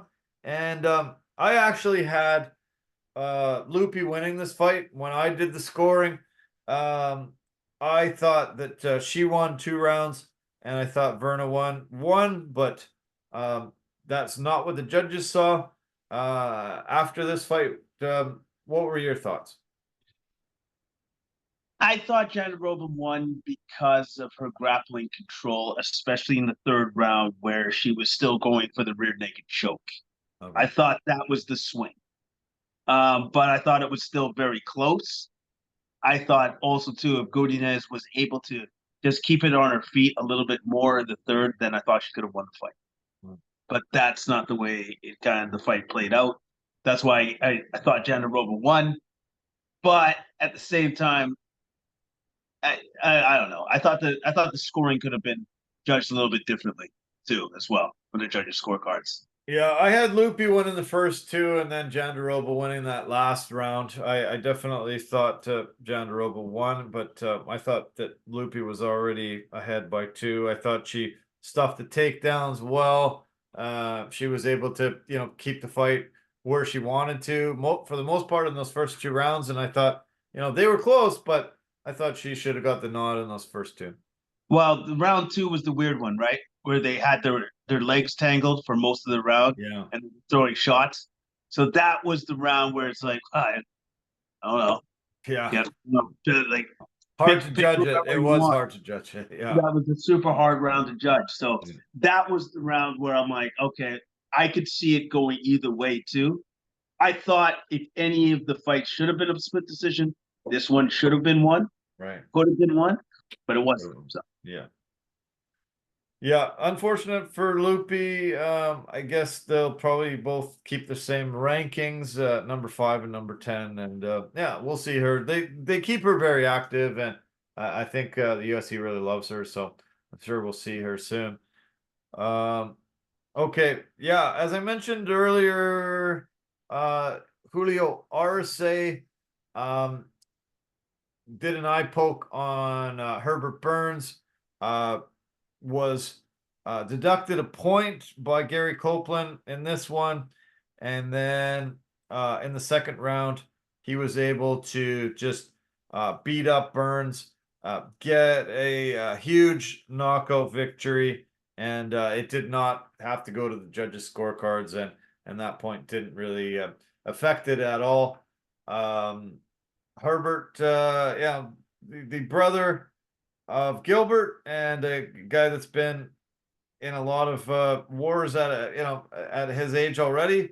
But yeah, I was pretty damn impressed with Arce and what he did in that second round to get the knockout. He did great, man. He did great, considering that he missed weight, one, Right. and also two, had the point deduction too. So Right. he knew that he was very much behind the ball there, and he needed to pick it up to get this win, Yeah. and he did it in very convincing fashion. Yeah. He yeah, he apologized heavily for missing Wade, and said that yeah, he won't do that again. It's not professional. He did have some surgery on his ACL recently, and he said that was really tough to overcome, and could have contributed to the missing the weight and not being able to be that active to yeah, drop the pounds that he needed to. Sucks, but yes, you're still a professional, so Yeah. excuses are just that, excuses. Very Right. good. Yeah. Okay. The fight that happened right before this was Dennis Bazookoya. I forget how to say that friggin' Yeah. last name. I just said Bazoo. I just call him Bazooka. I want to call him Bazooka. Against Connor Matthews. Pretty great fight. I really enjoyed it. Bazooka ended up getting a 50K bonus for the KO victory. Just was able to rock him early in that round and was able to jump on him and get the victory. It was yeah, a very, very, very impressive knockout. Very impressive knockout. Great fight between these two. It was a very highly skilled technical fight for most of this fight Yeah. until, sorry, man, Bazooka, was able to land his shot right there with an incredible punch combo that dropped Matthews and got the ground and pound victory. He looked fantastic. Combos looked very sharp, crisp, accurate. Very good. He was very good in the fight. Okay, the fight of the night was this one, the light heavyweight battle between Ibo Asland, the first Turkish fighter in the UFC history. He was able to get his hand raised with a knockout of Anton Turkulai. Anton has lost 4 fights now in the UFC, 0-4 in the UFC. Came in 8-0, incredible prospect from Sweden, and now is 0-4. I thought, oh, he's probably going to get cut if he loses this, but can they cut you if you win fight of the night? Like, Probably not. maybe not. So maybe he gets a reprieve and gets one more opportunity. They did fight back in 2020, and this was Ebo's only loss in his entire career. So pretty nice for him to be able to avenge that loss and get the huge victory and get 50K bonus for his troubles as well. No, these guys just did rock 'em, sock 'em. It seemed to me this fight was about who's tougher, who could take more punishment, because I'm not about defense. Either guy. Yeah. We're not about that. We're about just trying to knock each other's heads off. And Aslan won that bet. He won that bet with a Yeah. huge overhead right and KO'd Turkalai, took him out, and he got his revenge. Yeah. And he was super happy about it too. Yeah, he was, yeah, very happy. Completely shut his eye. His eye was completely closed. But you're right. I wrote down Rock'em Sock'em Robots a couple times. They were just standing in the pocket and just throwing them and just landing. Pretty great. And yeah, I think this Aslan has a bright future, and yeah, it's gonna be fun to watch in the light heavyweight division. The fight that the middleweight fight that happened right before that between Jacob Malkoun and Andre Petrosky ended up being weird because I think Petrosky ended up knocking himself out on Malkoun's hip as he tried to do a takedown. Oh, right. Yeah, he ended It up was getting rocked enough that weird. yeah, it was weird, really weird. I haven't seen Weird. that in quite a while. Guy getting knocked out by a guy's hip. Yeah, no, it was weird. I remember that. I remember seeing that and going, what happened? Like I didn't know what actually happened. So I'm like, did he get hit by something? Like, was there a phantom punch? Did I miss something? It's like, oh no, he knocked himself out on the man's hip. Awesome. Don't know Yeah, how yeah, that that was strange. Yeah, he just ended up. You saw him try, and then he just sort of wobbled, fell down, and then just all of a sudden, Malkoun was able to jump on him and just oh yeah, he kicked him first as he was heading towards him, gave him a yeah. huge kick, and then as he rolled over, he just started ground and pounding him, and Gary Copeland had to pull him off. So yeah, tough when you're going for going for it, and you get knocked out that way. That's rough. There was a fight canceled just as it was about to start. Um, Victoria Dudakova ended up having a medical issue, and the fight was called off minutes before it was supposed to begin. Hopefully, she's gonna be okay. And then, do you want to mention anything about the fight that kicked off the night? We got the Irish Lachlan ended up beating Angel Pacheco by decision. I'm going to be honest. I missed that fight. I did not get to see it. Okay. And Alonzo Menafield, Carlos Ulberg was also pulled off this fight. Hopefully they'll be able to run it back soon. We've got a fight card coming up this weekend, UFC Fight Night 240. This has a rematch for the main event. This is Brendan All-In Allen against Curtis Action Man. And yeah, I'm pretty excited to see these guys get an opportunity to go back at it. Allen has won 6 fights in a row since that loss to Curtis. Curtis has 3 wins, 2 losses, and a no contest since then. So definitely Allen has had the better trajectory and better opportunities at trying to be on a heater as he comes in for this rematch. Should be fun to watch, though. I look forward to seeing this battle.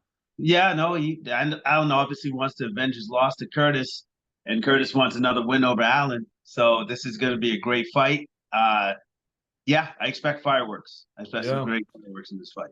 The last time that I saw Curtis, this was here in Vancouver. He had a fight with Nazardine Imavov, and it was eventually stopped. They ended up clashing heads.